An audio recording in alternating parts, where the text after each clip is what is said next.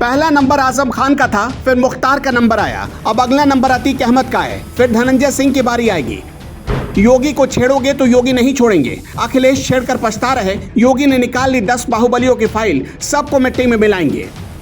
बाबा के काम और कमिटमेंट पर शक करने वाले अखिलेश होंगे राइट टाइम। सैफई से मैनपुरी तक क्यों मचाए हल्ला, अब बाबा जी नहीं छोड़ेंगे। पेशेवर माफिया और अपराधियों के सरपरस्त हैं ये लोग, चोरी और सीना चोरी करने का काम कर रहे हैं। इनके रग रग में अपराध भरा हुआ है। खुद समाजवादी पार्टी के नेता भी कहने लगे बेकार ही अखिलेश यादव ने योगी आदित्यनाथ को छेड़ दिया। अब अखिलेश यादव ने छेड़ दिया, लेकिन भुगतना पार्टी के नेताओं को पड़ेगा। आप सब ने देखा होगा कि योगी जैसे ही बोलने के लिए खड़े हुए अखिलेश बीच में उन्हें रोक और टोक रहे थे। इसके बाद योगी अपने फुल फॉर्म में आ गए और बेचारे अखिलेश यादव को चुपचाप अपनी जगह पर शांत होकर बैठना ही पड़ा। लेकिन योगी को छेड़ने वाले अखिलेश उसके बाद पछताने पर मजबूर हो गए। योगी ने 10 बाहुबलियों की लिस्ट निकाली। ये वो बाहुबली हैं जिनका कनेक्शन डायरेक्ट या इनडायरेक्ट रूप से समाजवादी पार्टी से रहा है। योगी ने ठान लिया है कि बाहुबलियों को या तो यूपी छोड़ना पड़ेगा या अपराध। इस लिस्ट में अब टॉप पर आ चुका है अतीक अहमद का नाम। हाई स्कूल फेल अतीक के माथे पर सियासी मुकुट समाजवादी पार्टी और बसपा ने कभी सजाई थी। गुजरात के साबरमती जेल में बंद अतीक की करीब 1000 करोड़ रुपए से अधिक की जमीन प्रयागराज से लेकर यूपी के अन्य जिलों तक में जब्त की जा चुकी है। इसके बाद भी विधायक राजू पाल हत्याकांड के गवाह उमेश पाल की प्रयागराज में दिनदहाड़े हत्या कर दी जाती है, जिसकी गवाही से अतीक अहमद और उसके एक्स एमएलए भाई अशरफ को कड़ी सजा हो सकती थी।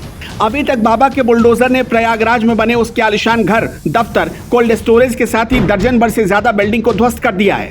उसकी करोड़ों रुपए की दर्जनों संपत्तियों को कुर्क किया जा चुका है। उसके दूसरे राज्यों में फैले करीब 2000 रुपए के अवैध साम्राज्य के बारे में प्रयागराज पुलिस को पुख्ता जानकारी मिली है, जिसको खत्म करने की तैयारी चल रही है। लेकिन कल के बाद से प्रयागराज से लेकर लखनऊ तक की पुलिस एक्टिव हो गई है और समूल नाश करने की तैयारी शुरू कर चुकी है। अतीक अहमद के बाद दूसरे नंबर पर है धनंजय सिंह। हालांकि धनंजय सिंह को अखिलेश यादव का विरोधी माना जाता है, लेकिन मैनपुरी उपचुनाव में वो डिंपल यादव के लिए प्रचार करने उतरा था और समाजवादी पार्टी और धनंजय का रिश्ता तब दुनिया के सामने खुलकर सामने आ गया।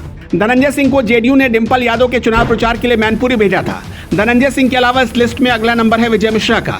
विजय मिश्रा जेल में बंद है, लेकिन उसके खौफ का कारोबार अभी धड़ल्ले से चल रहा है। वो 3 बार समाजवादी पार्टी का विधायक रह चुका था, इसलिए अब विजय मिश्रा के गुनाहों का कच्चा चिट्ठा भी खुलने जा रहा है। योगी ने एक लिस्ट 2017 में भी बनाई थी। इस लिस्ट में आजम खान और मुख्तार अंसारी का नाम टॉप पर था। आजम खान कैसे नेता के वेश में एक माफिया की तरह काम कर रहे थे। योगी की पुलिस और योगी के अधिकारियों ने इसका पर्दाफाश पहले ही कर दिया है। जमीन हड़पना, किताबें चुराना, लोगों को डरा और धमका कर उनकी जमीन छीन लेना, ये सब आजम खान का पुराना काम रहता था। योगी को भी आजम खान ने चुनौती दी, लेकिन योगी ने आजम खान की सारी अकड़ की पुड़िया बना दी। आजम खान अब ना तो विधायक बचे और ना ही सांसद, उल्टा उनके बेटे की विधायकी भी चली गई। इसी तरह पंजाब के रोपड़ जेल में बैठकर ऐशो आराम की जिंदगी जी रहा था मुख्तार अंसारी।